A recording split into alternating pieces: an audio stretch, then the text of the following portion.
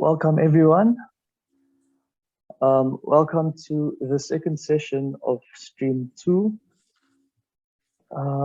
Just very quickly, I'd like to start. My name is Zelleke Mohammed, and I'm an economics honors student at the University of KwaZulu-Natal and a member of REFA. The theme of this stream is economics blind spots of social reproduction. And the topic for this session is debating the role of the Universal Basic Income Grants, the UBIG. Our panelists today will first be Dr. Guy Standing, followed by Professor Almaz, Zelleke, and finally Nathan Taylor.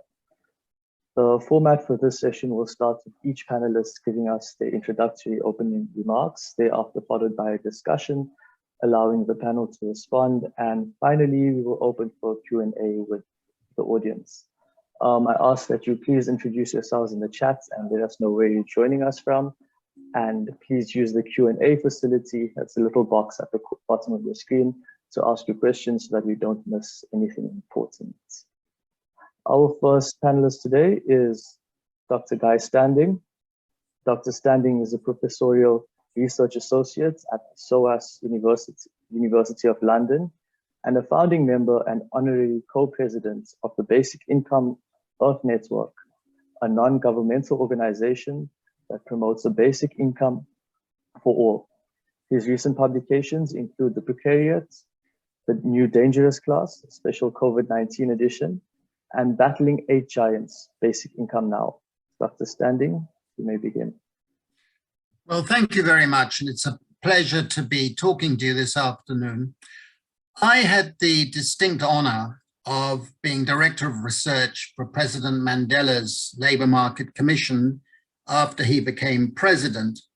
And I remember him saying, when we had a long conversation about my report, he said, winning the peace is going to be much harder than winning the war. And that, of course, is the case. That's been the tragedy of the last 25 years or more, as inequalities have multiplied, as insecurities have multiplied, and in a sense, the pandemic was a trigger for another huge social and economic crisis. And that, I think, is where we are today in thinking through the need for a basic income. We were advocating it back in the mid-1990s, the BIG and the coalition and the support with COSATU and the Minister of Welfare at the time.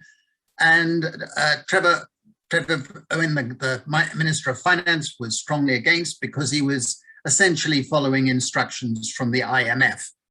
And I worked closely with Tita Mboweni, who at the time was very much a radical force and a believer in transformation. And I'm disappointed at the moment at his reticence to go forward with a basic income. Now, I think it's important for all of us to realize that the case for a basic income, the justification for a basic income, whether it be in South Africa or in other countries of Africa where I've worked and where we've done pilots, such as in Namibia, the case for it is fundamentally ethical.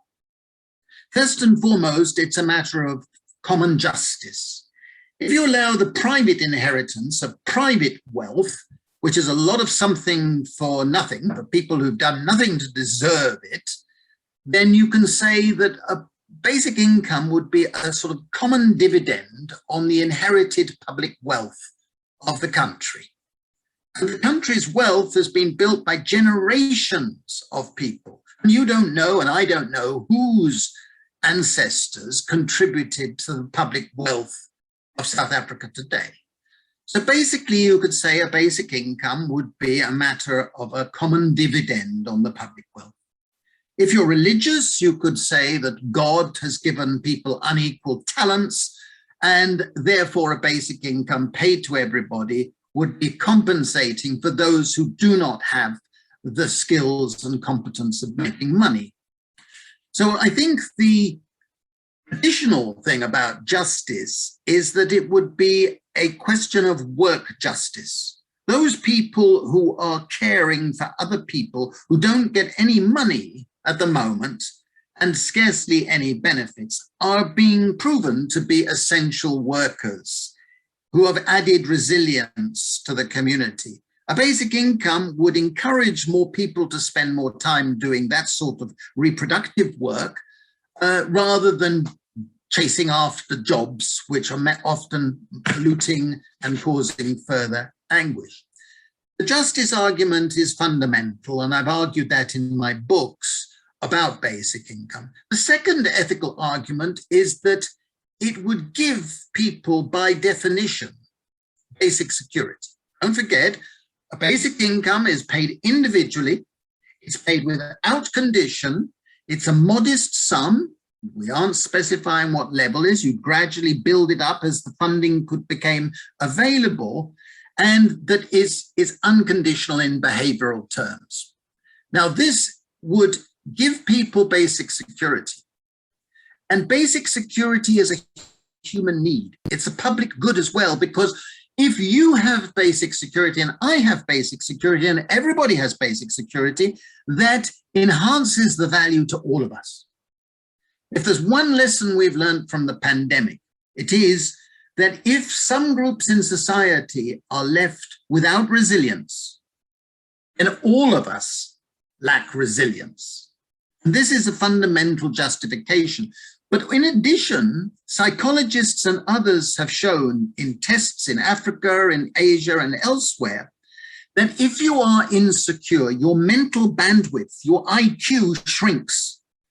So in a sense, giving people basic security through a basic income would enhance people's intelligence, responsibility, and altruism, and increase social solidarity. And that leads to the third ethical justification, which is that a basic income paid to individuals, for women and men equally, and for children at lesser amount, but paid to the mother or the surrogate mother, would enhance freedom. It would enhance three types of freedom. It would enhance the ability of people to make choices. It would enhance that ability to make choices with the ability to say no. No to an exploitative employer, no to an exploitative landlord, no to an abusive partner who is taking advantage of some financial strength to be abusive, and a woman can often not avoid saying yes. We've found in pilots and experiments around the world that when women have a basic income, some then have the courage and independence to be able to move out of abusive relationships. And so they should. They should have that right. And this leads to the second type of freedom, liberal freedom, the freedom to be moral. And you can only be moral if you are free in the sense of being able to make choices from a rational base. And the third form of freedom that a basic income would enhance is called Republican freedom. The freedom from potential domination by figures in unaccountable positions of authority. That's vital. A woman is not free if she has to ask her husband or partner or father if she can do X or Y, even if she knows that in 99% of the cases he would say yes. A woman is only free if she can make decisions herself, by herself. And that, I think, is fundamental. But in addition, there are instrumental reasons for supporting a basic income. It would enhance a sense of anti-poverty, but that is not the main reason for having a basic income. There are other ways of dealing with poverty, but it is emancipatory in an economic as well as a social sense. What we found from our pilots in India, for example, is that the basic income results in better mental health, better physical health, more energy, more confidence, and therefore leads to more work, not less, contrary to the prejudice of middle-class people. It leads to a reduction of inequality and leads through a multiplier effect. Those economists listening should know what that means. In other words, for every dollar spent, it generates an increased production of more than $1. And therefore, or more than 1,000 rands, whatever currency you wish to use. And this economic multiplier effect is ecologically more sustainable than other forms of fiscal stimulus because it results in more basic goods and services, including around the home, building around the home, that needed and that are more ecologically sustainable than other forms of economic growth. I believe that South Africa is a country where the question should be, can the country afford not to move towards having a big? I believe it is absolutely essential if South Africa is to recover and become the great country that Nelson Mandela hoped it would become. Thank you very much for listening. Thank you, Dr. Standing. Our next speaker is Professor Almaz Zelleke. Professor Almaz Zelleke is a professor of practice in political science at the New York University, Shanghai, where she teaches political science and comparative political economy. Her articles on basic income, distributive justice, welfare policy, and feminist political theory have been published in Basic Income Studies, Political Quarterly, Journal of Sociology and Social Welfare, Policy and Politics, Review of Social Economy, and the Journal of Socioeconomics. Professor Zelleke holds a PhD in political science from the Harvard University. Professor Zelleke, the floor is yours. Thank you very much. So I'd like to begin by saying that I agree with much of what Dr. Standing has already said, so I won't repeat it. I have a couple of places where I'd like to make some clarifications that I think support a slightly different view from what he has presented, but in general, I'm very much in agreement with much of what he said. What I want to speak about today, since I was asked to provide a sort of a political economy perspective, and much of my work is on gender, so I'll also bring in a gender perspective to what I'm going to say. We're focused on three topics. One is something that Dr. Standing has already touched on, the relationship of wages to social reproduction. The response of many countries around the world to the COVID pandemic-induced economic crisis and what that tells us about cash transfers in general, and maybe perhaps a UBIG in particular, and the socio-political feasibility of UBIG and how different ways of conceiving of it might enhance that socio-political feasibility. So let me get started by just saying a few words about wages and social reproduction. So in a sort of taking a broad political economy perspective, wages in capitalist countries are considered the foundation of economic security, right? They're the basic building block on which other government programs and benefits may add in, but they are the basic foundation of economic security. This is an imperfect arrangement at best because, of course, basic needs are universal, whereas employment and wages are selective. Right? Not everybody in society can or does or should work for waged income, but these needs are universal and the wages are selective, right? So it's already an imperfect system to begin with. Even this imperfect system was disrupted by the economic crisis that was induced by the COVID pandemic. Many people had to leave their places of employment. Many jobs were not able to be conducted remotely as we are having this conference. So lost wages were a very serious threat to the ability of people to meet their basic needs. Right? So governments typically had three responses to this. They vary around the world, but in general, many governments adopted some kind of payroll protection, right, to prop up wages, either through unemployment insurance or through granting money to firms to continue payrolls, even though people were not working. Generally, there was some kind of cash transfer that was enacted to help people meet their needs and mitigate the suffering that would have resulted from a lack of wages, but also as a form of economic stimulus to keep consumer demand going so that those industries that could operate could continue to have a market and to make money. And then often there was a third branch of response, which involved debt forgiveness, tax credits, that kind of targeted response. What we've found is that all three of these responses work together, and in fact cash transfers are a very, very important part of mitigating the unemployment that comes from a crisis like COVID. But the problem is that kind of crisis is always present. There are always people who are unable to work for one reason or another.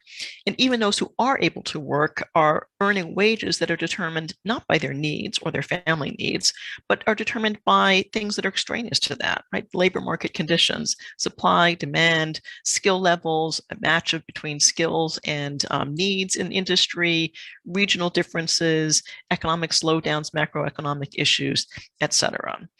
So we've always had this need to supplement wages. We just haven't always recognized it. And here's where the ideology of capitalism and private property and the wage relationship impairs our ability to see that what is a basic need is a universal need and needs a universal solution rather than a selective solution. So the opportunity that a basic income presents is that it's a universal solution to meeting basic needs of social reproduction. We've seen many examples of this in pilots around the world that are focused on basic income in particular, as well as in conditional cash transfers around the world, and in the kind of cash transfers that were sent out as economic stimulus during the COVID pandemic. These are very, very effective at maintaining consumer demand and also in meeting the needs of the people who cannot work for whatever reason. So taking a gender perspective, of course, we should recognize, as Dr. Standing mentioned, that many people are unable to work or unable to work perhaps as many hours as they would wish to because they have responsibility for care for others, for children, the elderly, for the ill, and so on. But again, we should not let this mask the reality that everybody has social reproductive needs, right? We all have to take care of ourselves. We have to feed ourselves, clothe ourselves, house ourselves, etc. This is the foundation on which we can build with a waged income when we go out to work, but it is absolutely prior to the ability to do so. And it's true for everyone. And so it's not just something that can be handled by a targeted grant to caregivers, for example. It really is a universal need and should be a universal benefit that is the foundation for economic security for all workers. And wages should be seen as a supplemental income for those who want more and have the ability to earn more. It should not be seen as the basic economic foundation of security in society, in capitalist societies. Okay, so one of the things that Dr. Standing said, and I want to push back on this just a little bit, is that a basic income gives people the ability to say no. Right, to say no to abusive employment opportunities, abusive relationships, and so on. That would really depend on a basic income that is quite large and may be out of reach of many countries around the world, if not economically out of reach, at least politically out of reach at the moment. I prefer to think of a basic income as allowing people to say yes. It allows people to say yes to responsibilities for others. It allows people to say yes to waged work because it gives everybody the foundation that they need to prepare for those things, right? To make sure that they can take care of themselves before they take care of others, and to acquire the infrastructure that is required in many cases for waged work, whether it is personal means of transportation, whether it's skill training, education, whether it's childcare, whether it's professional clothes and perhaps coaching to find the right opportunity, the ability to move to another place to find work. All of these things cost money, and it doesn't work for the money to come after you found the job if you're trying to get more people into the labor force, right? So if that's a goal of society, and I think we can question whether that ought to be a goal of society for many of the reasons that Dr. Standing mentioned, but if in fact it is the goal of society, we should then reframe our foundation of economic security to focus on unconditional cash grants and to see wages as a secondary form of income for individuals. Okay, so let's talk just a little bit before I yield the floor, about the socio-political feasibility of basic income. So this is one of the tricky parts, right? Because if we're demanding, as the working class, if we're demanding an unconditional wage from capital, we're up against the fact that it is capital that is in control of our political societies and our political authorities, right? So it's very difficult to fight back and make this demand. It's more difficult if we have a divided working class. And that is what we have now when the working class and trade unions and movements aligned with the working class are typically focused on waged work, on wage labor. In many countries, that excludes 50% of the potential supporters of a basic income. Right? You've got to include women, and in general, more generally speaking, not just women. Many women work for wages, and many men are unemployed and don't have wages. We've got to include the unwaged as well as the waged in our working class movements. Otherwise, we don't stand a chance of going against capital. We should be uniting the working class, and we should be uniting around a demand for an unconditional grant for all adults, men, women, children. And it should be financed not by workers, it should be financed by capitalists, right? So it should be financed by high taxes on income and high taxes on wealth. And this is the only way that we can get the kind of basic income, the amount of the level of a basic income that will be a true foundation of economic security for all. Thank you. Thank you, Professor. Our final speaker for the session is Nathan Taylor. Nathan Taylor is an organizer in the Pay the Grants campaign and current UBIG focused research associate at the Institute of Economic Justice. Nathan. Well, hey everybody, thank you for having me. And no, it's really great to hear from the co-panelists. I'm definitely the least qualified person in the room. But thankfully, I'm not here to talk about my own work, but rather the work I'm involved in. I am worried that there may not be much to debate after this between us, although I do work with a few people who would love to focus exactly on that topic of how to navigate that division of wage laborers and the unemployed, because it is a serious issue in the South African context. But for myself, I was invited to speak on one of the movements in South Africa, the Pay the Grants campaign. And for that, it's more just helpful to talk about some of the specifics that kind of like frame the context in the country. So for us, the Pay the Grants campaign, it's a majority grassroots-based campaign led by community organizers across 8 of the 9 provinces currently. And it mainly focuses on community education, trying to engage and harmonize understandings and demands between the different movements and spaces, undertaking research, and also just trying to actually make sure people who are affected by policy decisions are in the spaces where these decisions are taking place. So we initially emerged from the C19 People's Coalition last year in the need to call for immediate income support in light of the hard lockdown announced. And its work since then has been largely focused on initially campaigning against the termination of the COVID SID grant in partnership with Institute of Economic Justice, Black Sash, and many other partners, which actually was successfully done in October 2020 and January 2021, except that this grant was terminated in April 2021 this year. And what we have seen for people in South Africa or outside, following the mass unrest in July, this grant has been reinstated till at least March 2022. For Pay the Grants, we feel our demand is very much the same. As much as caregivers have been now included in the recent reinstatement, we feel that this grant does need to be increased from the current 350 to, at the very least, the food poverty line of 585, while recognizing that is horribly insufficient. Insofar as the administration of this grant does definitely need to be improved, especially this total reliance on digital access is creating a huge number of problems. And then our demand remains the same, that the government needs to commit to the urgent introduction of a universal basic income guarantee for all working age persons.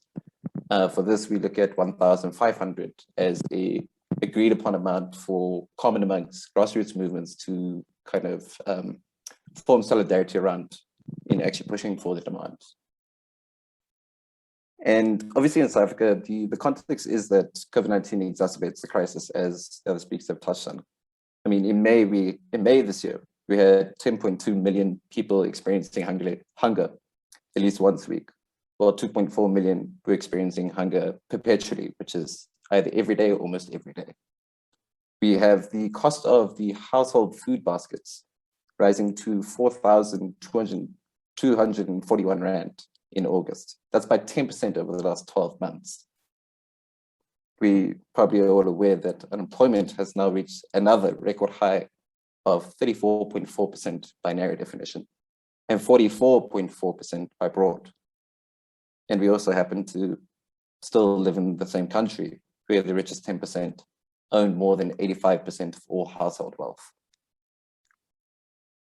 I think in this kind of context, when we're talking about what role can universal basic income play in kind of breaking the social reproduction of inequalities across generations, it has kind of theoretical value in that academic sense, but it does become too abstract. I think in terms of especially what Guy touches on there, if we ignore the current crisis where we are seeing a society beginning to approach breaking points, and it's not necessarily just about this generational issue, but a very urgent and immediate crisis that we are facing. But then when you're obviously looking at the landscape, so obviously as Guy touched on, this was around in 2002. And yet today we are looking at an incredibly different landscape. We are, yes, you do still have the oppositional presence within National Treasury, but you are definitely seeing more of a mixed response from business sector. You're seeing a growing consensus within government and the ruling party, and incredibly vibrant support from organized labor and civil society. In a way, what we have seen in a global sense, as much as a national sense, since the onset of the COVID-19 pandemic, almost a zeitgeist moment around universal basic income. And so it's definitely the question of how do we take advantage of this moment? Because it definitely faces many, many barriers. And when we're looking at the popular issues on the table at the moment, what we largely have is the question of exactly, should it be universal or should it be targeted? And I think for many of the reasons that the previous speakers have touched on, universality as a design choice are so incredibly clear in their positives, although it's definitely the fiscally conservative mindset that would push towards targeting. And that goes again to the issue, the popular issue of financing. Can we afford it? I think we have proven that it's affordable. I think the financing models are there, and I'll definitely for that refer to Institute of Economic Justice's financing brief that they've recently released, and I'll link it in the comments for people who are interested. The question really is a political will. It's not that fiscal constraints aren't real, but they can be navigated. It's a question of whether we're willing to. Then we'll obviously see the two big debates in South Africa is, well, we can't do this, we'll create dependency. And what we know is obviously, when you look at the research, it's a basis claim. But then obviously the one that follows up on that is, no, we should rather look at job creation instead of grants. And the term of that idea of trade-offs in policy. And to a certain extent, there has to be trade-offs when you're deciding state budget and that kind of thing. But what actually can be pointed out is, while government will wax lyrical about this idea of the importance of job creation over grants, you're not actually seeing tangible support being given to either of the policy decisions. And so the question is really, when we're in this situation, and these are definitely things on the table, and it's definitely not all of them.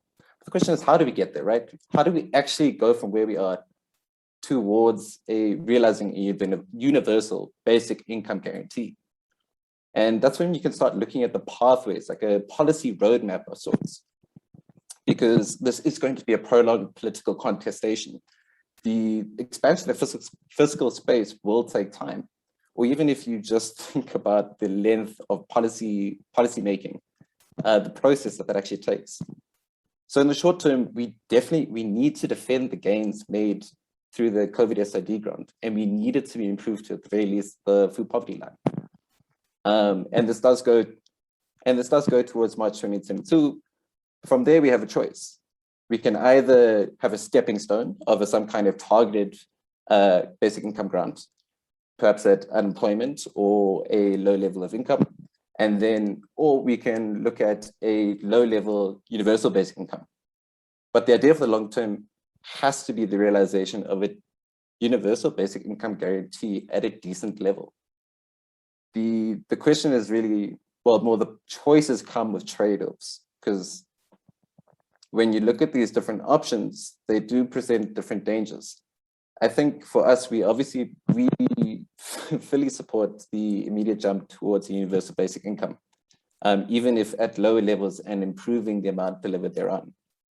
But in this question of the debate of how it is designed, and especially for this session in terms of social reproduction, I thought something mentioned by Ruth Castell-Branco was actually very relevant in terms of the dangers of a universal basic income.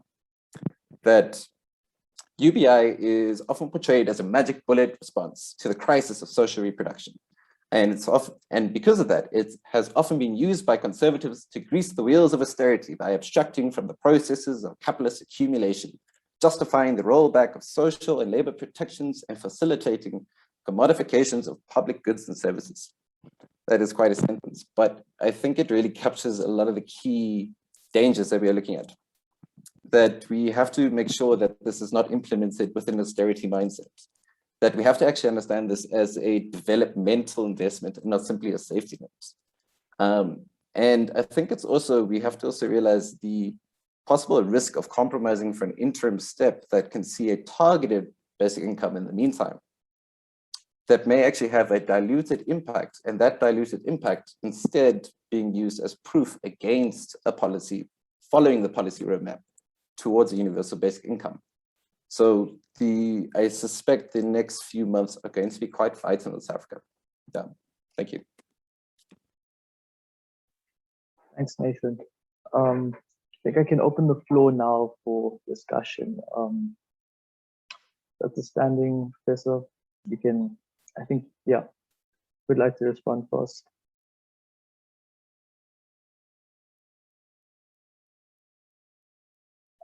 Dr. Standing, you're muted. There we go. How do you want us to play this? Do you want us to respond to the questions that are in the chat, or do you want us to respond to each of the other speakers? Sure, you can start by responding to the speakers, and if you'd like, you can move on to the questions as well. But we do have 15 minutes at the end to get to specific questions. Well, first of all, I'd like to refer all the participants in this roundtable, as it were, that the report by the Commission, chaired by Vivian Taylor at the end of the 20th century, of which I was a member, basically showed that really with the components of the benefit system, it was relatively cheap to close the gaps so that everybody could receive it. And one of the findings that has been a remarkable one over the last 40 years, really, is that the social pension in South Africa is essentially a basic income for the elderly. And it's had a very strong positive effect on limiting inequalities, and of course has been used to help with the schooling of grandchildren. So it's been a very positive measure. So closing the gap and creating an integrated universal basic income is not going to be anything like as costly as those cheap back of the envelope calculations where you multiply the population size by a figure of so many rand per month and you produce some terrifying figure of some large percentage of GDP. It's not going to be anything like that. The second point I want to make is that the most important thing at the moment, whether it be in South Africa or in any other place in Africa, where I've worked in many countries, is to be on the road to getting a proper basic income scheme and system set up. And we don't have a capitalism today that is a classic free market economic system. South Africa is a classic case of rentier capitalism, where more and more of the income is going to the owners of property, financial property, physical property, so-called intellectual property. And less is going to those who rely on labor and work. That's the reality. So you've got to actually raise the money to pay for a basic income from capital, as Almaz said, but it must be in forms that are taking the rental income that is gained by the property owners. And in that respect, South Africa, like other parts of Africa, should set up a commons capital fund with levies on the bads, the social bads, building up the capacity to pay a higher and higher basic income. We need a carbon tax, but we need a high carbon tax, but it will only be acceptable if the money raised through a carbon tax is recycled in the form of a dividend. The same with all aspects of ecological levies. They are needed to reduce the threat of extinction, this terrifying thing rushing towards us, and building up and recycling it to help pay for a basic income. And the last point I'd like to make by response to Almaz and others is we must never fall into the trap again of differentiating work and the work that women do, which is called care. That's work, that's work. And we should treat work of different types equally. So anybody doing different types of work should receive the same benefits as anybody doing different types of work. And in that respect, the South African labor statistics, as I argued in our book on South African labor markets, are atrocious. And they understate women's contribution to the economy and society big time. And that should change, because in doing that change, you'll get a better perspective on where we need to see greater income support. A basic income is a transformational instrument. It's not a panacea, but it must be seen as a part of a new progressive politics for this century. Yeah, I agree with that. And I would just like to add on what Guy said at the end there. It's a perspective that allows us to make other breakthroughs in other parts of the policy realm as well, to recognize that everyone is entitled to the material means of existence, regardless of their behavior, right? So it's not because they're doing care work and that can be quantified and measured and supervised and so on, but it's because we're all human beings and we're all members of a society. That is the basis on which we are entitled to have the material means necessary for life. So even if we start small, as Nathan was saying, there are sort of trade-offs between starting with a larger targeted grant or a smaller universal grant. I wouldn't presume to speak for what South Africa or any other country besides my own ought to do. That's a conversation that needs to take place in each country.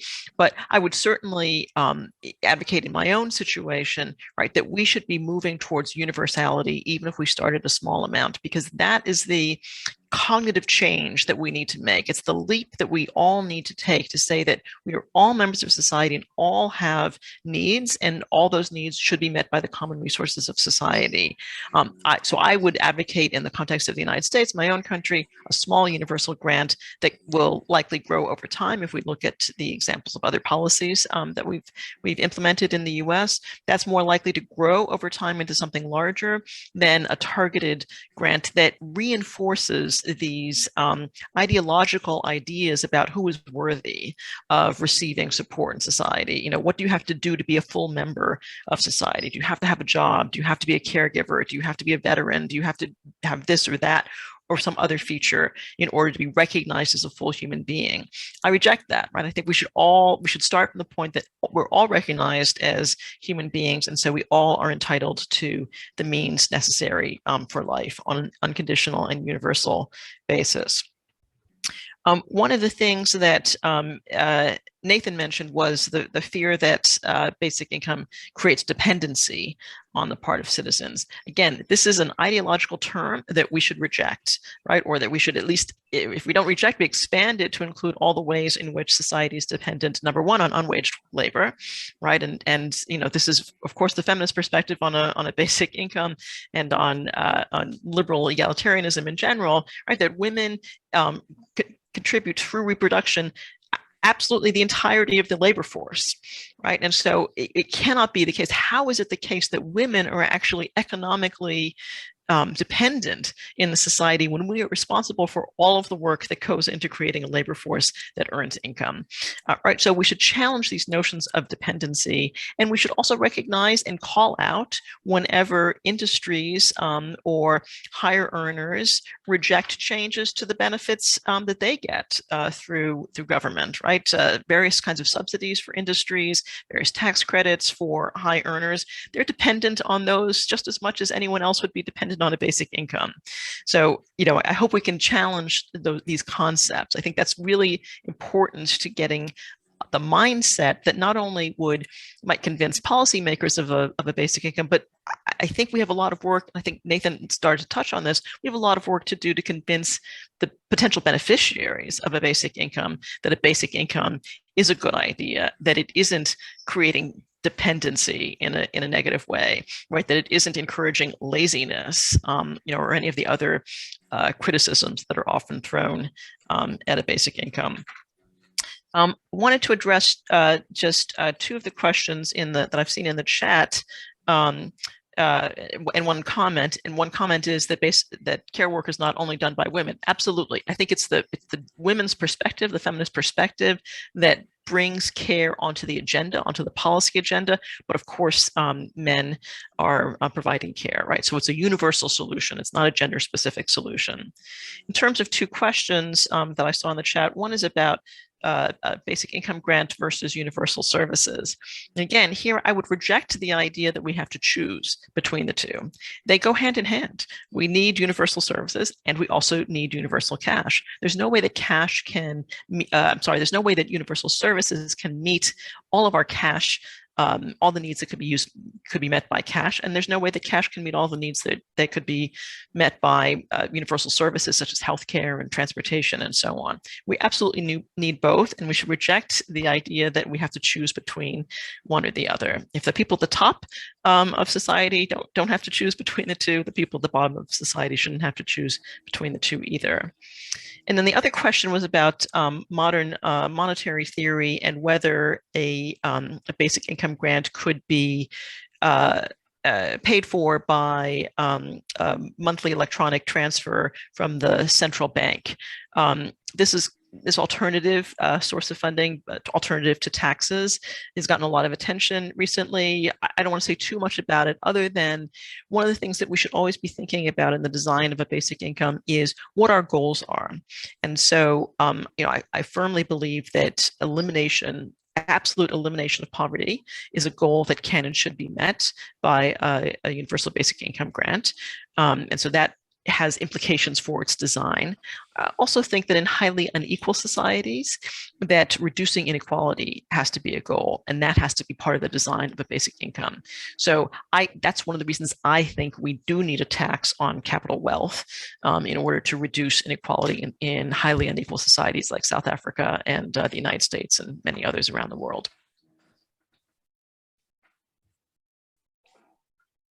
Perhaps Nathan, you can respond, and perhaps in that response, maybe link the issues on the ground in terms of linking organizing. Yeah. Okay, no, sure.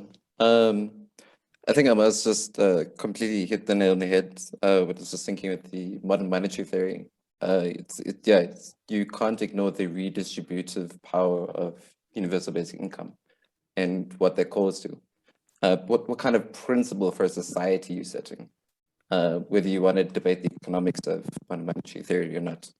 And also with the universal basic services, I think the one way somebody put it very nicely is the problem, while saying it shouldn't be either or, the problem with saying universal basic services is superior to basic income is a person with no money who has a free bus ride is still a person with no money.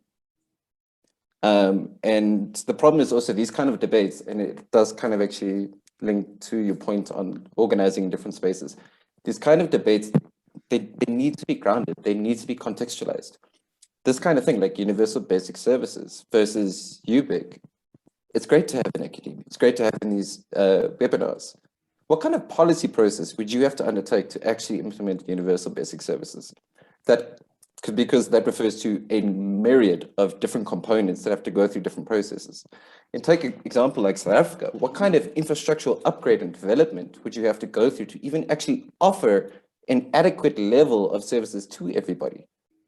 And I'm not saying those aren't not only noble goals, but necessary goals. But what you have to add into that is the timeline. How long is that going to take you? When we're talking about, especially I think in South Africa, I can't speak for other places, but I do think there's a crisis point in the global sense. We have to talk about what is actually realizable in a very short to medium term. Right. We cannot speak to the future. We should plan for that, but we cannot make trade-offs in that kind of way, which is also, again, why job creation versus basic income is such a terrible idea. Because even if you assume the best projection in the South African context, the timeline it's horrendous. You are committing people to death while they wait on a job that they don't have money to search for in the first place, but the idea is there. But sorry, that is kind of going on the point. I think the issue of organizing in different spaces and these kind of conversations, it is very difficult. And I don't think it gets enough attention. And I don't know, maybe if Almaz, I don't know if you actually joined, Guy, if you had reflections from the previous BN conference on, I think the theme was from ideas to reality. And that kind of topic of when we have these kind of discussions as researchers or academics or policymakers, or even just a middle class discourse, it very often lacks that kind of very grounded context, very sharp context. Like trying to have a debate on fiscal feasibility, somebody's just going to tell you, my family member passed away last week and I didn't have the money to bury them. What do you want me to do?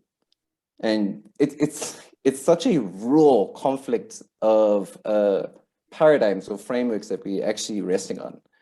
And I think it really does challenge people when you are in these spaces, whether you are against universal basic income, or especially if you are for it. What are you doing to actually engage in the larger landscape? What are you doing to actually spread the idea on a popular scale? Like, what are you doing to make it engageable, make it accessible? And why would people be interested in it? What Professor Almaz touched on, that actually it is important. You need to actually talk to beneficiaries, would-be beneficiaries, or existing claimants on existing social grants. In research in South Africa even shows that there is a large belief in the issues of dependency from people who are claimants themselves, except when you ask them if they find that the grants have helped them or if the grants have made them lazy, they will reject that myth. So the myth always exists in the abstract very strongly, but when applied to the self, it immediately falls apart because the cracks in it become so obvious. But those discussions need to happen. And I think definitely the universe, what I've been really grappling with very recently is the debates of universality versus targeting. Really does need to be tackled very innovatively and very aggressively in South African context. Because on one hand, you've got the targeted argument from people who are coming from a fiscally conservative paradigm. We must target to save money to be more efficient. But in terms of that divide between the unemployed and the wage earners, you find a lot of grassroots movements arguing for a targeted grant on the unemployed to ensure that the benefits actually go to that other side of the playing field, where it's kind of that debate is somewhat lost, that a lot of the arguments of universality aren't about trying to actually take away benefits from the poorest who actually need it. It's about actually trying to ensure that access is made possible. So I think it has been for the last year, but I think it's going to be incredibly important. How do we organize across these spaces? Currently, there's a number of different organizing spaces just within the South African context. You have the Pay the Grants campaign, which works in an informal coalition with Black Sash and Institute of Economic Justice. You have the more kind of NGO level Studies of Poverty and Equality Institute and Women's Legal Center leading a more of a legal approach.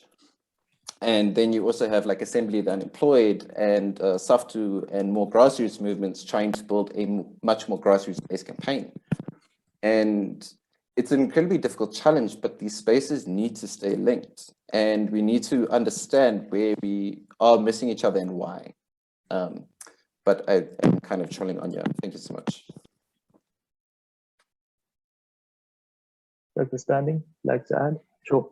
Yeah, I think we've got to mention a couple of things that are very relevant topically in South Africa at this moment. The new Minister of Finance is classically repeating a very well-known middle-class prejudice, which is that a basic income would result in more laziness and reduce work.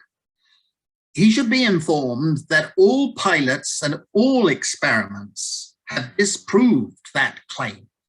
In our big pilot in India, where we provided only a very modest level of basic income to thousands of people, when we analyzed the data, work had actually increased quite substantially. And that's because people were able to obtain raw materials, had more energy, they were able to buy tickets to places, they were able to buy better clothes, etc. And this is a liberating effect of basic income. And I think it's very important to scotch that prejudice, because it's an argument for saying, okay, all inherited wealth should be taken away, because otherwise all these rich people are going to be lazy. So why not be consistent about it? That is a ridiculous argument. The second thing is that we must continue to battle against the claims that targeting is somehow equitable and efficient. The idea that you identify the poor and you focus all your efforts on the poor. There is one thing that has been found in study after study after study for the last 70 years, which is that means tested, i.e. targeting on the poor, result in huge exclusion errors, huge inequities, whereby actually the most poor are the most highly likely not to be receiving benefits, and it results in a poverty trap. Because if you try to raise out of poverty, you're losing your benefits, so you have a poverty trap. This is ridiculous. We have to keep on hammering at those 2 points. And the other point that I would like to make is that if the arguments continue around the ANC, then we should fall back on the argument that at the very, very least, there should be a couple of randomly selected pilots. I am of the opinion that pilots are very effective as a way of legitimizing move towards a basic income, because their findings have been so positive on mental health, physical health, energy levels, incomes, and so on. But they're not essential. But I think politically they may need to be furthered in South Africa. I would say that the government should be prepared to move towards a basic income as a permanent scheme. And I think Minister Zulu has been very brave and consistent on this, and I salute her. And I hope most of you do, because she has been standing up to the powers behind the scenes, the IMF and others behind the scenes. But I think that we need to continue to scotch the prejudices that are in the public domain. I think Nathan brings up a very important point. You know, we need to think about how social change happens, and I think we need to think about how social change happens in particular countries. So I'm actually quite a skeptic of the ability of pilots to move public policy In the United States, I don't see any evidence that any pilot in the past has ever led to an implementation of policy, you know, on the order of a basic income or anything comparable to that.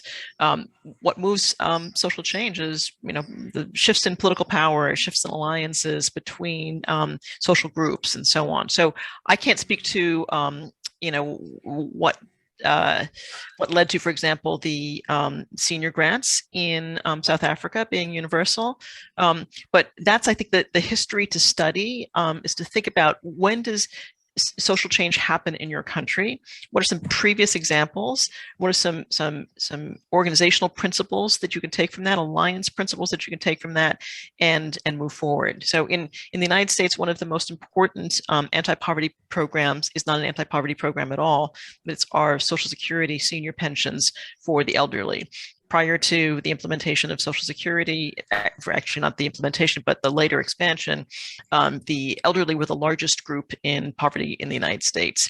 Social Security has made them the wealthiest demographic group in the United States.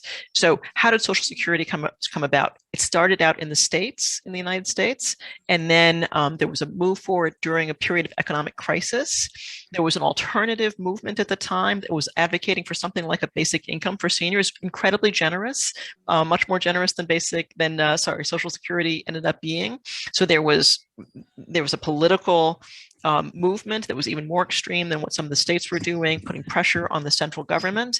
That led to the implementation of a very modest Social Security program in the United States that expanded several times until the 1960s. It started out in the 1930s, expanded into the 1960s during a flush time in American economic history, to being a much more generous grant, and is now untouchable, politically untouchable.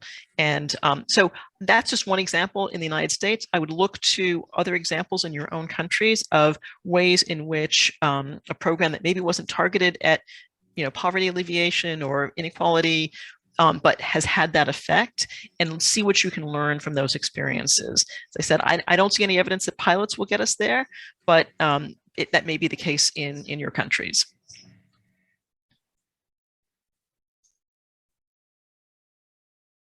Hello? Yeah. Okay, 2 points.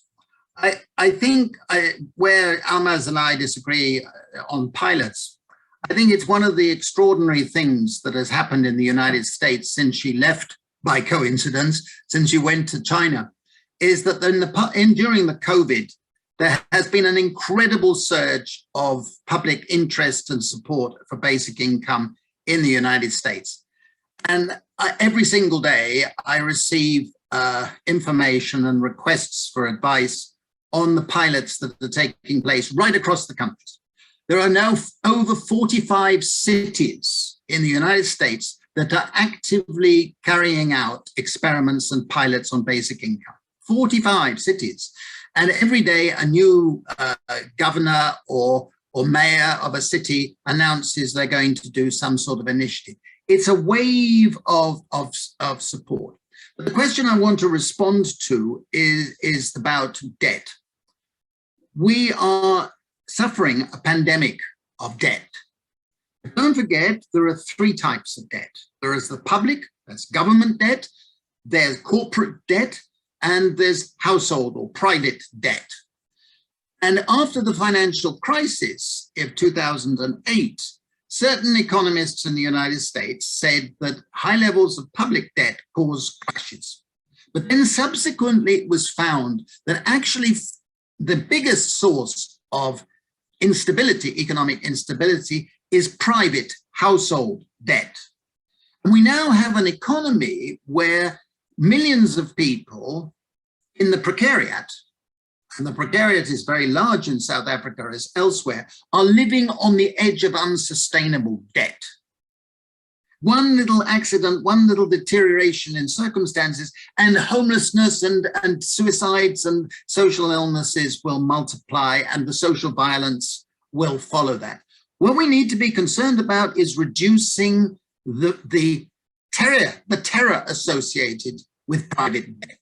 One of the things we found with our big pilots in India is that they resulted in a reduction of private debt and in actually some increase in savings by people who were in debt because they needed to handle shocks. They need to handle hazards, an illness, a loss of something, this, so that they needed a buffer. And this basic income enabled them to have greater financial control of their circumstances. Not totally, but a huge improvement. And other pilots have shown that, in fact, basic income helps households get control of their finances to a greater extent. And I think that this is important.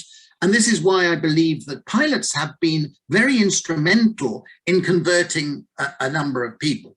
That's why we now have a presidential candidate in South Korea who, as a result of seeing the positive effects of pilots in his province, is now openly advocating it for the whole country. And I think that this is a wave effect, which is something we should encourage. But as I said earlier, I don't regard pilots as essential, but I do regard them as moving us to being able to answer the critics and therefore build a coalition to support a proper basic income system. So I think that one area of just of unclarity is what constitutes a pilot versus what constitutes a small implementation. So there is a small basic income that is not a pilot. It's just an implementation in South Korea. I totally support that. I think that is the way to go. Implement a small basic income wherever you can. And that, I think, will lead to the kind of policy change that we want to see. Pilots, particularly in the United States, are in fact violating what we consider to be one of the important characteristics of a basic income, which is individuality. They're being tried on a household basis rather than an individual basis. No, that's not true. That's not true. That's not true, Almaz. Sorry, Dr. Stein, are individual. A lot of them are individual. Can I just let Nathan also add on to the conversation around pilots, please? No, thanks, folks. I mean, just to add on that point, I think obviously the one thing with pilots is they never do model the exact idea. So you do find those differentiations. I think Professor Stanning is definitely right in the sense that there's the obvious research positive of pilots that it can show evidence. Then there's also the political benefit of pilots that they can provide a kind of leveraging point to gather public support on and also to gather political support on. So I do think there definitely are advantages in pilots, but I am very wary of them in a context like South Africa. And I do think you see kind of contestation in other places, such as I think like Wales or Scotland, where they are playing with the idea of pilots, but you have quite a few movements in that same space, also arguing that a pilot is not sufficient for what is necessary at the moment. And I do personally think it's a very similar situation for South Africa. I think the issue with a pilot in the South African context is it would become a point of delay and distraction instead of a political moment. Because I think what we need is even if it is a timeline over 2 to 3 years, we need a commitment to a policy program.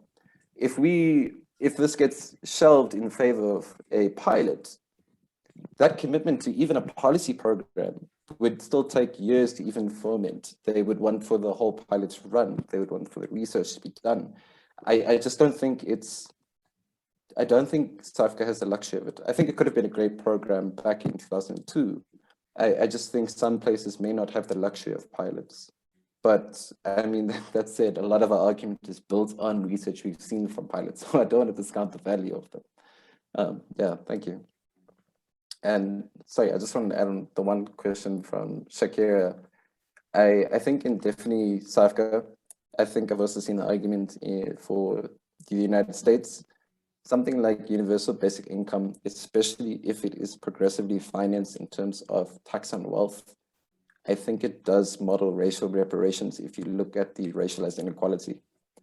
I don't think it discounts the necessity of things like land reform and transformation in South Africa, but it does go at least some steps towards that. Whether it would be actually publicly acknowledged as something like that is obviously a different story. Yeah. Yeah, that's standing. Yeah, let me sort of wrap up by saying I don't want us to get bogged down further on pilots, pros and cons. I've rehearsed the pros and cons in my book on basic income, but the real essence is that South Africa is confronted with a perfect storm of crises, and you all know what they are. The inequality across South Africa is greater today than it was at the ending of apartheid. That is a shocking statistic. And of course, wealth inequality is much greater than income inequality.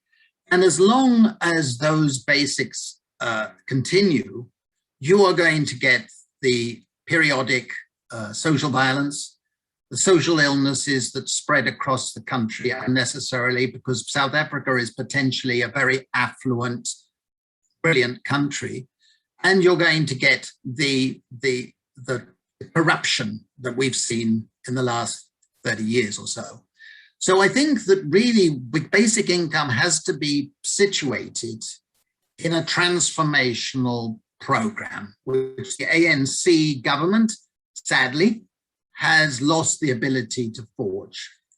I think it was a terrible mistake beginning in 1995 when they followed the IMF advice and gear, and that was a missed opportunity. I think today you have a great opportunity, and it's going to rely on political pressure. Political pressure from all the groups who are supporting, including COSATU, Black Sash, and yourselves, and others who are supporting, including the churches. Don't forget, Desmond Tutu spoke at one of our conferences in Cape Town, I remember. And we do have a potential coalition to push to get the point. I often think that South Africa is one of those countries which could be first to have a real proper basic income system. And I really think we ought to give a lot of support to Minister Zulu and others in the public domain who are pushing for it. Because then it's just possible that this time next year, we could be seeing it in existence. And that, I think, is a wonderful thought for us to conclude on. So I will just end by saying that I think Nathan has said everything that needs to be said about pilots and the trade-off between investing in pilots versus investing in political action. I would just say again, you know, in each particular country, in each particular circumstance, look for those prior experiences that have led to something. Obviously, nobody has a basic income, but something that moves us in the direction of universal income support for all members of society on an unconditional individual basis.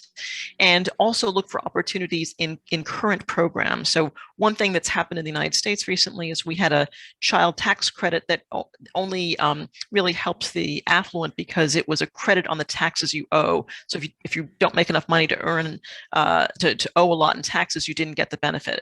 We've now made that refundable. Only for a year, right? Because that's all that the president could get done without the support of the Republicans, without the support of the opposing party. But you know, that's for 1 year. We've got something that's much closer to an individual, into an unconditional payment for children. So look for opportunities, for, you know, in whatever legislation, whatever social policy programs exist, to nudge them in the direction of universality, unconditionality, and individuality. I think that's where the efforts really should be put.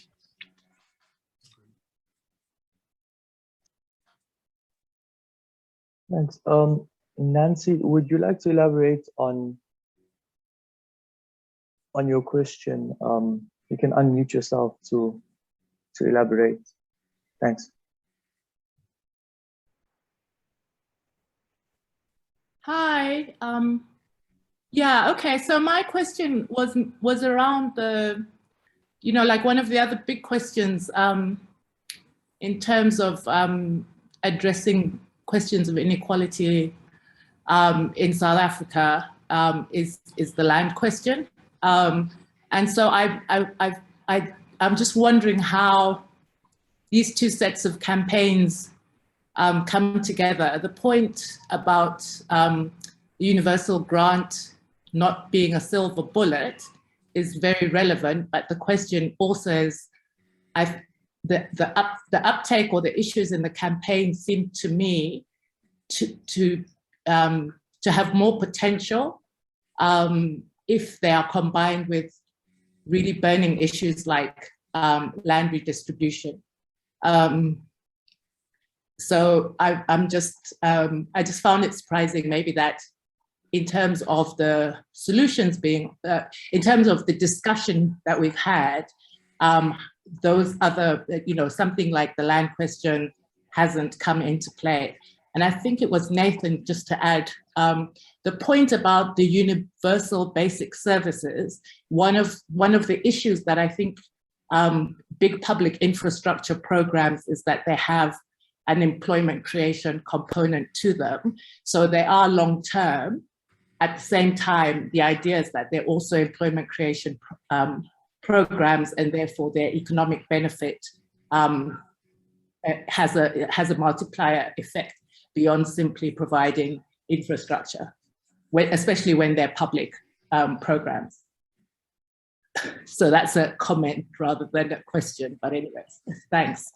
Thanks, Nancy. I think we can allow Neil to speak and then the panel can respond. Thanks, Chair. And just to say, I think it's been a fantastic and provocative session.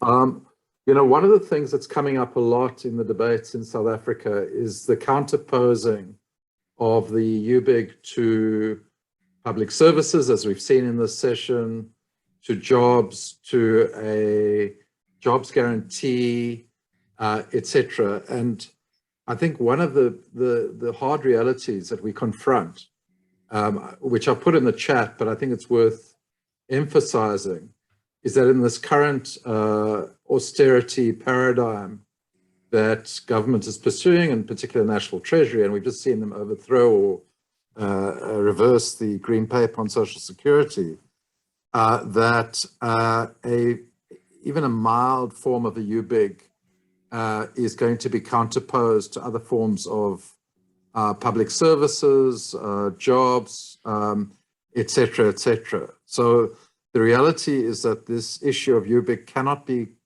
confronted in isolation from a broader engagement on a package of policies which is needed to address both jobs and grants, which is needed to address both poverty and inequality, which is needed to expand public services, and so on. So actually this fantastic debate on a UBIG in South Africa is also raising fundamental questions about our economic policy, and as Guy was saying, around the turn that was taken in the mid-90s away from a developmental economic approach to a very austere macroeconomic strategy. So campaigners around a big in the end are going to have to engage on these questions as well. But I completely agree with, and my institute supports the idea that the idea of a UBIG being implemented soon is critical in terms of addressing the humanitarian crisis which is developing in the country. Thanks. Thanks, Neil. Yeah, Guy, Dr. Standing, you can go first. Yeah, let me just briefly respond, and I agree with everything that Neil's just said. I think the selling of UBS, Universal Basic Services, it's not what the tin says. It's basically slightly fraudulent intellectually. I happen to work in a senior level in the Soviet Union at the end of the 1980s, and later worked briefly in China. Both operated a form of universal basic services, and they were shocking. Because basically, once you say that everybody should have basic food, what is it you're going to have to provide? You either provide everybody with the same food and no choices and lousy food, and if you say no, you don't like that food, you can lump it and go off. Ditto when you say universal basic water. I happen to believe that public services should provide water, but you need to use the price mechanism. So you're not going to be providing water free.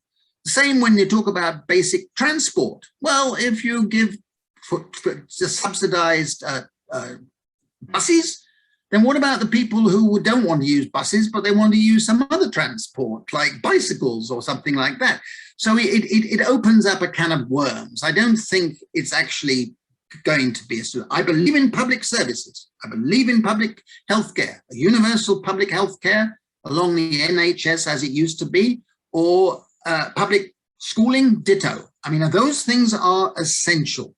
But as a general thing, you don't know where you begin and you don't know where you end. So I think that we should not be tricked into that line of thinking.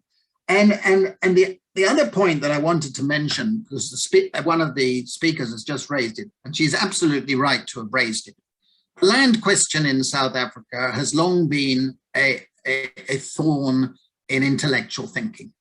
And I've advocated in my book, Plunder of the Commons, that besides carbon taxes and other eco taxes, the country desperately needs a proper land value tax, which will actually mobilize a lot of public revenue.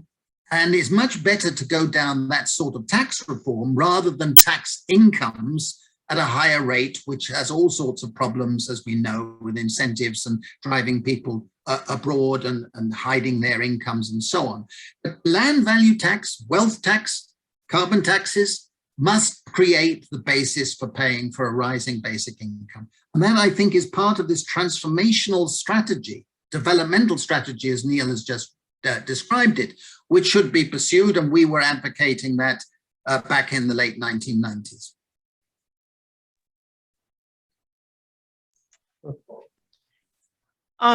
Yeah, so great question about land redistribution. I think that the perspective that I would take on that is to say that in left egalitarianism, right, there's two views on how one can create an egalitarian kind of society. One would be that workers, that the people, individuals are in control of resources, or in Marxian terms, in control of the means of production, right? So, big factories, natural resources, everything should be socially owned, land should be socially owned.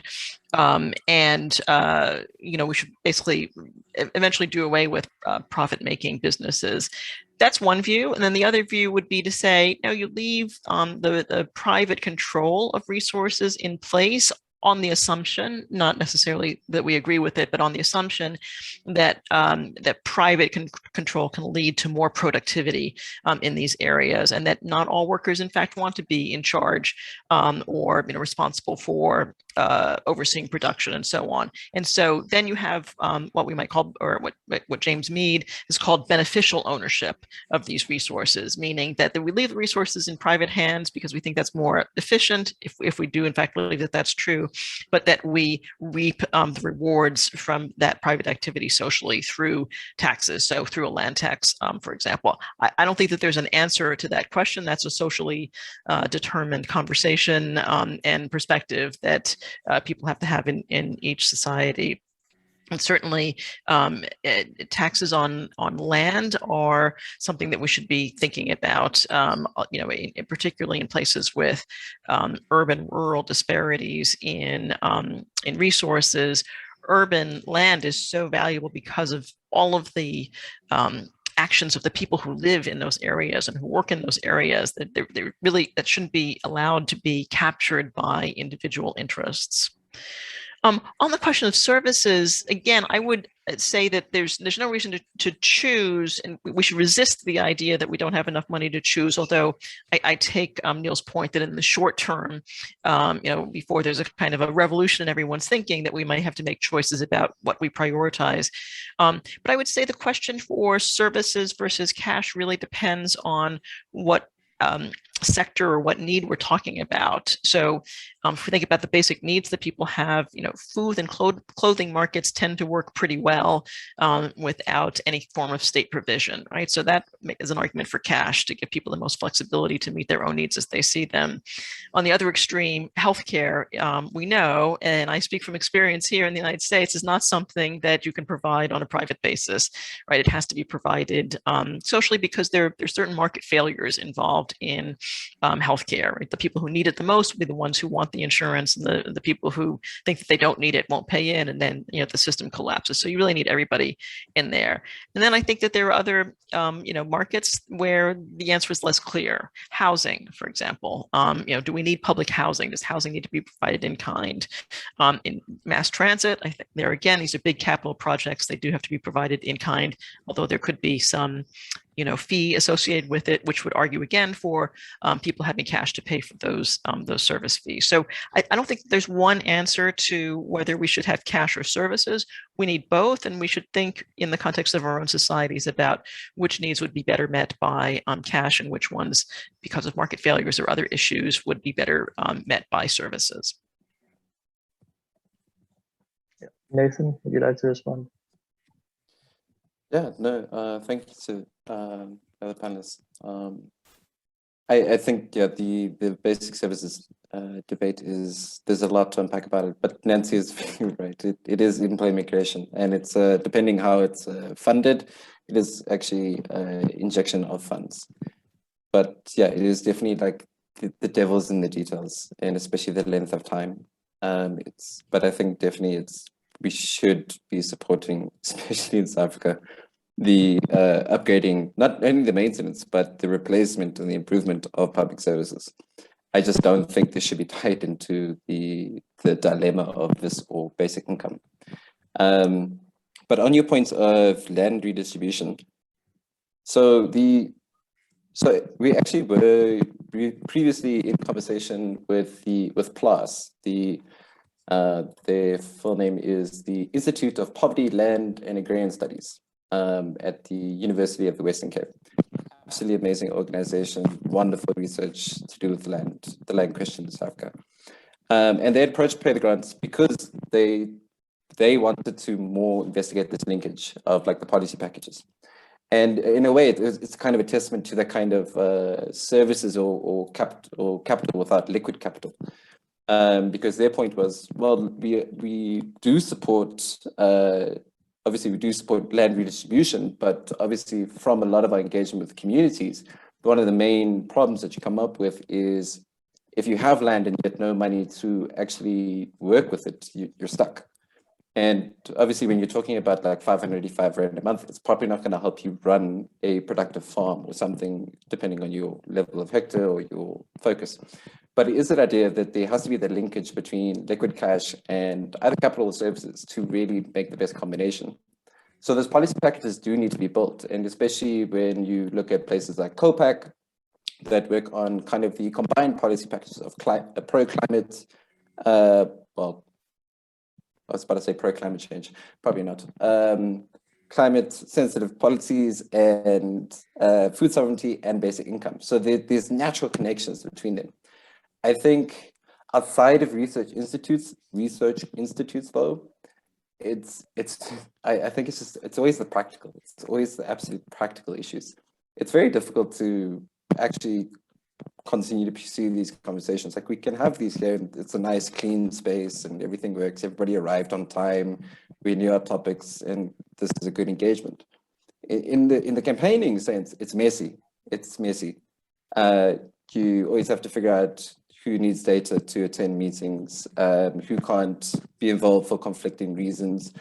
Did people make the meeting? Did people follow up? Are we allying? Are we partnering with this group? Are we actually having those meetings? We went to meet with PLAS with best intentions, and yet we still haven't met with them again. It's just the campaigning work is always very messy. It's incredibly time consuming, and the reality of it is it always falls far short from what you would want to achieve. On that note, as a shamelessly selfish plug, if anybody knows any wonderful foundations looking to fund movements on basic income, please let us know. You would be shocked at the price of data costs, but that's a different issue. I think policy package is the way to go. And I think we're at that level of maturity in the South African debate. There's kind of a consensus reached. Something needs to be done. But now the nuances needs to come out. So it does start to tend towards building those relationships and building those arguments. There is a great question in the Q&A that is very long, so I won't read it out or try answer it in full. but it's about the implementation of a UBIG. In short, I would just say, if you really want to look to the positives, the benefits of universality, it's exactly that. The implementation is far easier. But we'll leave it there. Thank you. Thanks, Nathan. I think we can have closing remarks from the rest of the panel, and we have 5 minutes left, and then we can close the session. Understanding?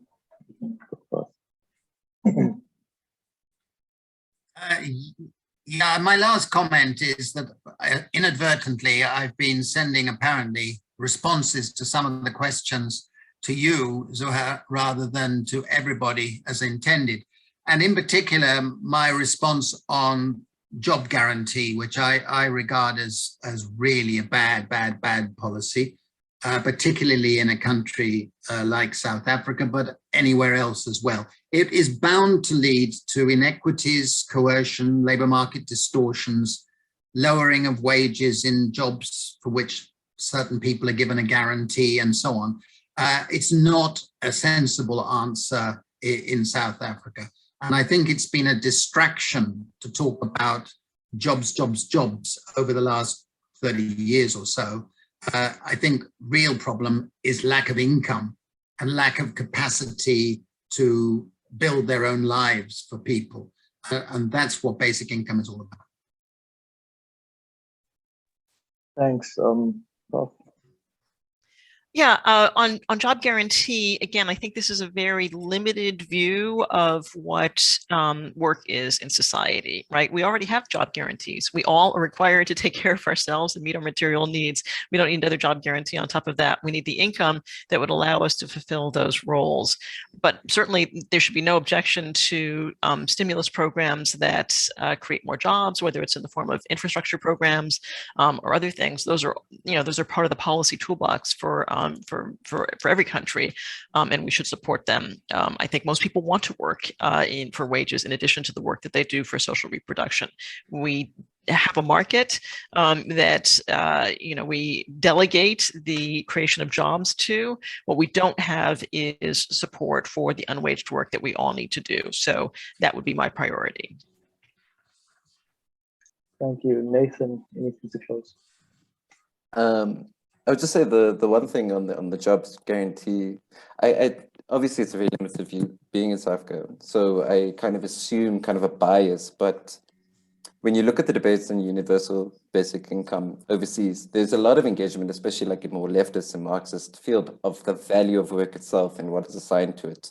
And just unpacking that, whether you relate it to the fourth industrial revolution and robots, automation, that kind of thing, and just understanding the capitalist underpinning of you are worth, you have worth, you are deserving of survival, regardless of whether you have a job or not, outside of the capitalist framework.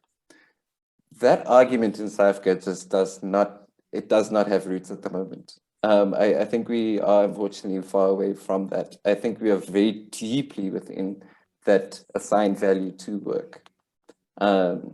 So I think there is, and I think there probably is there is space for expansion of the labor force in South Africa, not with our current policies, but theoretically speaking. But it is a bit of a missed opportunity in South Africa to just rather unpack that feeling of, when you talk to so many people who are applying for the COVID SOD grant, you have to be unemployed, you have to have under 585 in your bank account per month.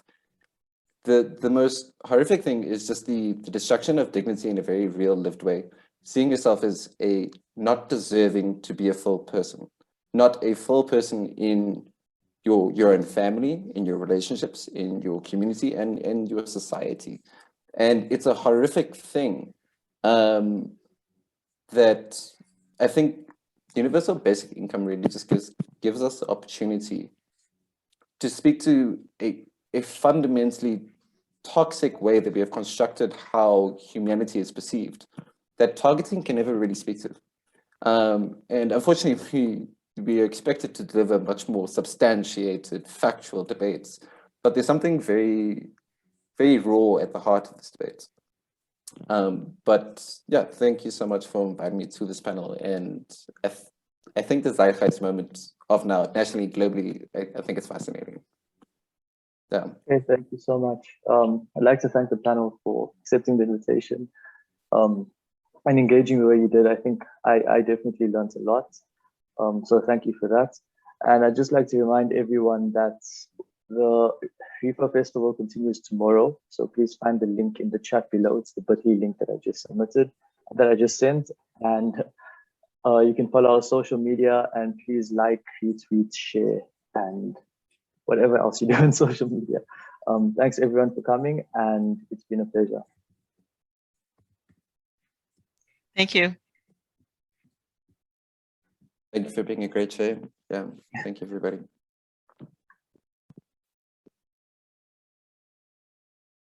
Yeah, thank